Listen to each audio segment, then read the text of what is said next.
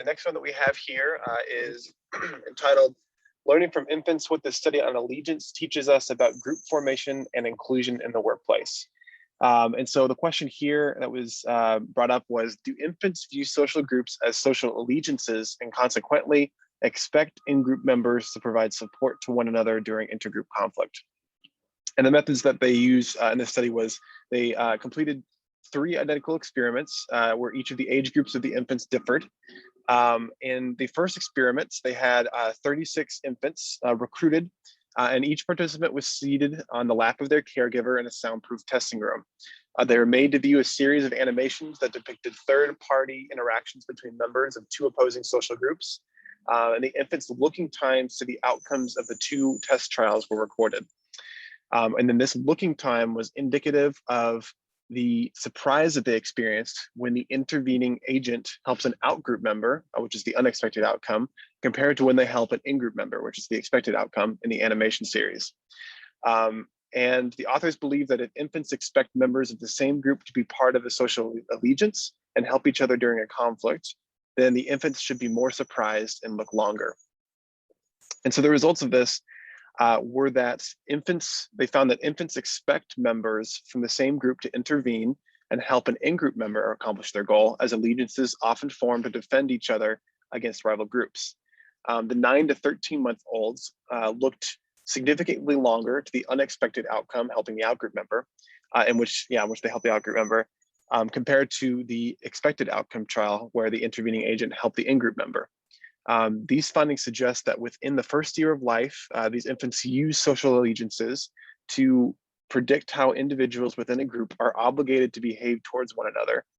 And it also confirms that infants have an abstract expectation of social group obligation that group members should uphold, and making third-party judgments about social group behavior that is not influenced by a like me or in-group preference or bias. And Anapriya took from this the key takeaway of allegiance and allies, that at the workplace there may be different kinds of groups forming based on identifying who the in-group or out-group is, department or team-wise. And so reactions to such a task can vary if employees can expect allegiance or defense by an ally. And so ideally, the idea is that there should be a sense of allegiance among departments or teams. And I think also points to, and the second kind of takeaway that she brought up points to cultivating a culture of inclusion as well. And so I thought this was super interesting. We haven't really had a study that looks at infants and kind of what their behavior is. And so I thought it was interesting. Infant studies are always super interesting to me. It's like how, there's a lot of the studies are about like gaze duration, like how long they look, how long they gaze at a certain thing, and we're kind of interpreting that as like a surprise, like they're not expecting it, so they're trying to figure it out, so they're gazing longer or something. But I always find that interesting because it's like we don't know for sure, but as far as we know, it seems like that's what it's indicating.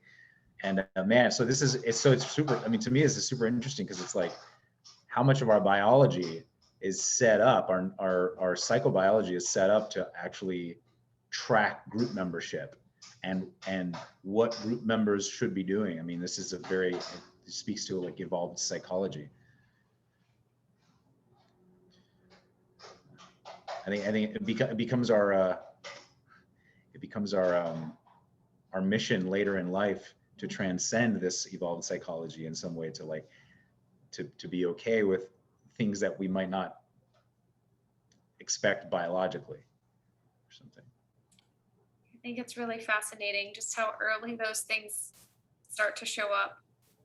I suppose it makes sense, but I wouldn't really, think so heavily into like how a baby is, grouping people already. Yeah. What was did you take a look at this, or was this, because I'm just wondering like the animations, because usually they use like little characters that are like the same color or something like that. Is that how they?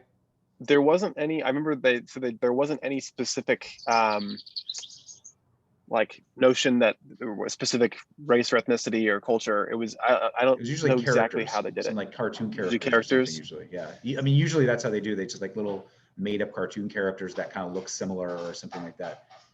Yeah. But because I'm just curious, because it's like how how does an infant identify a group? Because I think there's a biological component to this where we are sort of biologically set up to recognize in-groups and out-groups, but which out-groups and in-groups we learn are actually groups is, I think, probably heavily influenced by our culture, our family, our upbringing. So that part is that's the nurture part versus the nature part.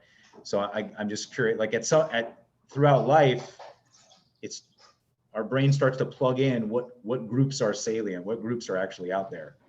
And so I'm just curious as to like how they created groups. Yeah, I don't know. Can you guys see me searching this right now? Yeah, let me see if they have it up here. Is it in the abstract? Probably not. Oh, this I'm gonna have to. Yeah, I'm gonna have to look at this through. Hold on, I'm gonna stop my share really quick, but I'll look it up and we can keep talking about it. Yeah, I just pulled it up and I found it says the first animation that I mentioned. It says in all experiments, infants viewed a series of animations that depicted third-party interactions between members of two opposing social groups. But it didn't say, okay, one group of blue characters and one group of green characters. And then they give an example that another researcher used in 2016 for how they were similar that you can look more into. Yeah. They don't give any pictures or anything. That's just kind of the description. So they're probably, and they might be like, the characters might like kind of like one's like a short square character and one's like a tall oval character or something like that. So they're probably tracking color and they're tracking shape in order to organize who's in what group. And I just it's just interesting because it's like those kinds of things track at an early age, and then later on our culture tells us what other things to track to put people into groups, you know. So the question becomes, Arturo. I was gonna say, unfortunately, y'all know this pings all kinds of stuff for me. All these do. The thing that comes to mind for me for some reason is Dunbar's number. If y'all are familiar with that idea of a human can only track 150 people or something like that at a time. Yeah. And I don't know if you're familiar with W.L. Gore in Delaware. They actually break up their groups based on Dunbar's number. When they reach, I don't know, 145 or 170, I can't remember what the number is, they break those people off and reorganize them into a whole other division. Right. And so, yeah, this really makes me wonder, the two studies together kind of have me thinking about how we can advise people to, one, measure the group loyalty, and two, advise them on how to build further loyalty based on artificially building the in-group. Yeah, well, I mean, and it's like that 150 number. I think she's looking at like archaeological evidence of how large human primate groups were. I even think and like how large we can get before we stop remembering who people are, basically. So how many relationships can we hold? Which 150 seems like a lot to me. I don't know. Maybe we probably could, but that's that number is like the foundation of the theory about how culture evolves. It's like religion and all kinds of different aspects of culture, because we need artificial in-groups. We need culture to signify who's part of our in-group when we move beyond numbers of 150. So I think, and so like when we're in organizations where we have more than 150 people, I think, you need some organizational culture, that artificial cultural identity to some way of recognizing who's in our large group here.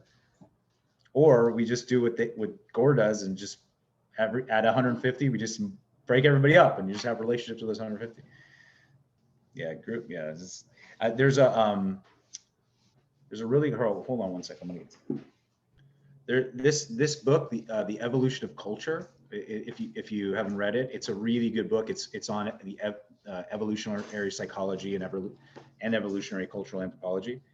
But it's by Dunbar and some of her colleagues, and lots of really good studies on how culture and religion and things are thought to have evolved based on based on that stuff. It's a really interesting book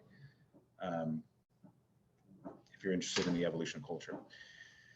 But I think it helps inform.